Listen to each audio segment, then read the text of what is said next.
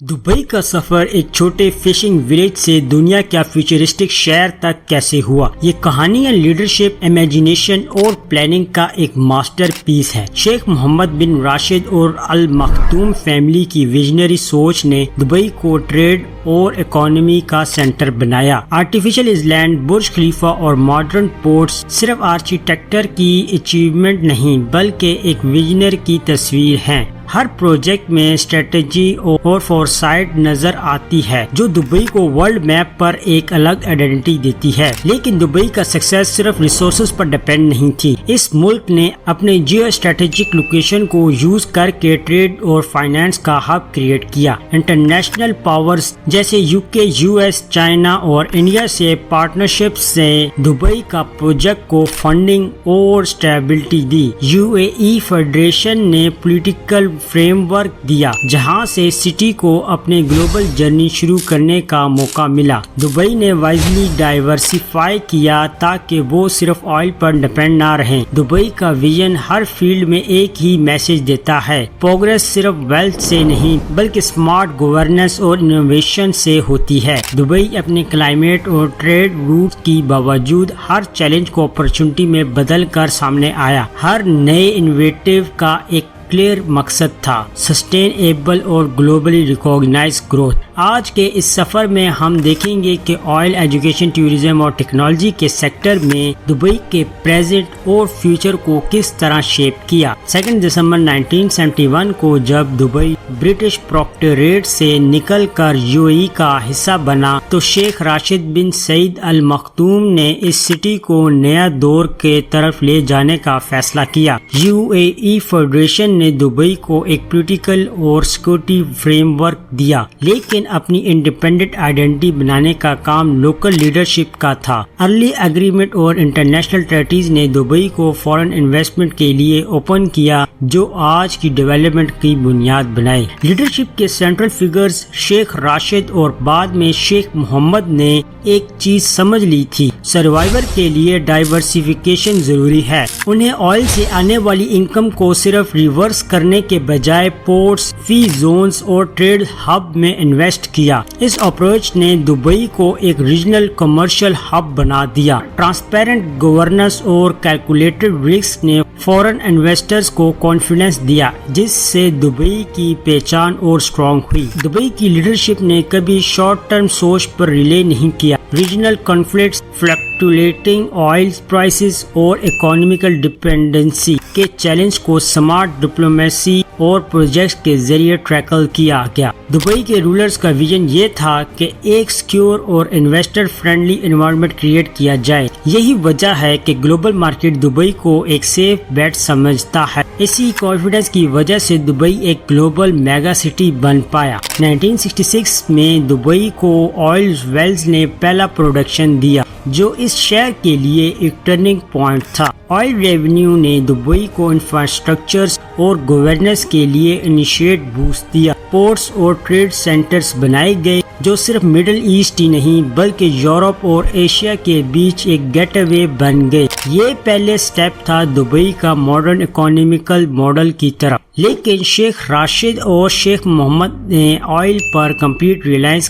करने के बजाय उस इकोनॉमी को वाइजली इन्वेस्ट किया। उन्हें जेबल अली पोर्ट, एमिरेट्स एयरलाइन और फ्री जोन एस्टेब्लिश किए जो ऑयल के बावजूद एक डाइवर्सिफाइड इकोनॉमी बनाने की तरफ पहला कदम था। ये प्लानिंग दुबई को बाकी गल्फ स्टेट्स से डिफरेंट बनाती है। ऑयल सेक्टर्स में इंटरनेशनल कंपनीज जैसे शेल और बीपी ने रिफाइनिंग और एक्सपोर्ट्स में इन्वेस्ट की, लेकिन दुबई ने अपने रेवेन्यू को लोकल प्रोजेक्ट्स के लिए यूटिलाइज किया। स्काई स्क्रैपर, रोड नेटवर्क और हेल्थ सिस्टम इन्हीं अर्निंग से फंड हुए। लेकिन एक खास बात यह रही कि दुबई ने अपने डिपेंडेंसी ग्रेजुअली काम की ताकि लोग लॉन्ग टर्म सस्टेनेबल अचीव हों। आज के दौर में दुबई की ऑयल जीडीपी का छोटा हिस्सा बन चुका है, लेकिन उसकी सिंबॉलिक और स्ट्रेटेजिक अहमियत अब भी बरकरार है। एनर्जी ट्रेडिंग, बंकरिंग और petrochemical project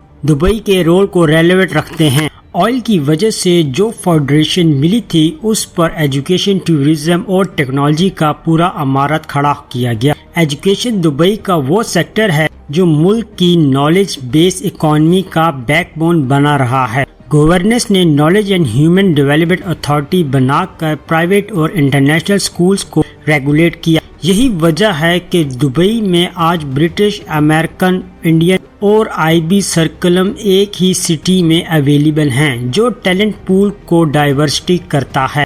higher education institutions جیسے امریکن یونیورسٹی ان دبئی اور برٹش یونیورسٹی نے لوکل اور ایکسپیکٹ اسٹوڈنٹس کو گلوبلی کمپیٹیٹیو بنایا۔ شیخ محمد کی اسکالرشپ اور نالج انیشیٹیوز نے ایک فیوچرسٹک ورک فورس کریٹ کرنے کا پلان بنایا۔ ریسرچ اور انوویشنز ہب جیسے Dubai future foundation directly students کو AI، روبوٹک اور ڈیجیٹل اکانومی کے لیے پریپیئر کرتے ہیں۔ ایجوکیشن سیکٹرز نے دبئی کی ڈپینڈنسی ایکسپیکٹ ورک فورس پر کام کرنے کے گول رکھا ہے۔ انٹرنیشنل یونیورسٹیز کے کیمپسز یہاں اسٹیبلش ہوئے جو صرف اسٹوڈنٹس کو اٹریکٹ نہیں کرتے بلکہ نالج اکانومی کا بیس بھی بنتے ہیں۔ یہ اسکلڈ پروفیشنل فیوچرز میں دبئی کے ٹورزم اور گورننس پروجیکٹس کو لیڈ کریں گے۔ ٹورزم دبئی کا سب سے ڈائنامک سیکٹر ہے جہاں ہر سال کروڑوں وزٹر آتے ہیں۔ برج خلیفہ، پام جمیرہ،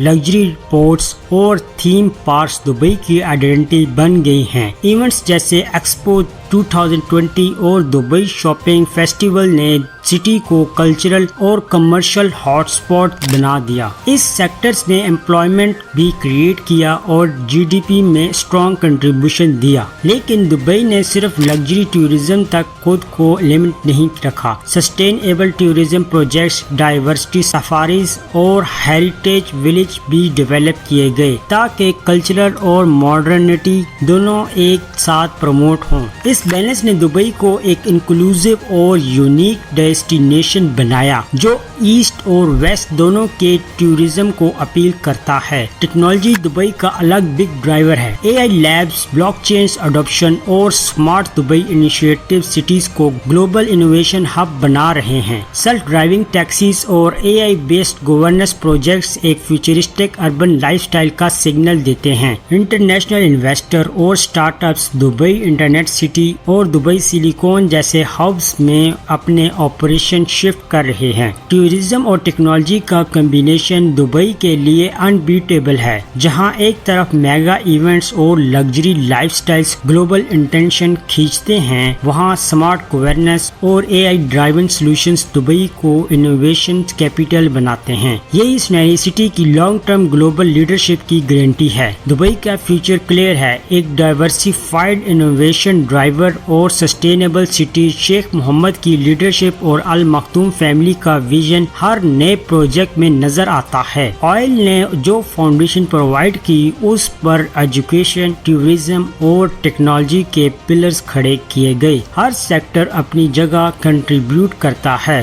لیکن ان سب کا فائنل مقصد ایک ہی ہے، دبئی کو ایک گلوبل بیک مارچ بنانا۔ Future ready workforce, eco friendly projects اور سمارٹ سٹی انیشیٹیوز دبئی کو اگلے 50 سالوں تک بھی ریلیونٹ رکھیں گے۔ یہ سٹی ایک پرفیکٹ کیس اسٹڈی ہے کہ کس طرح اسٹریٹجی اور لیڈرشپ ایک چھوٹے فشنگ ولیج کو دنیا کا رول ماڈل بنا سکتے ہیں۔ دبئی کا سفر ابھی رکنے والا نہیں ہے، اصل کہانی تو اب شروع ہوئی ہے۔ And just remember, powerful peoples make places powerful.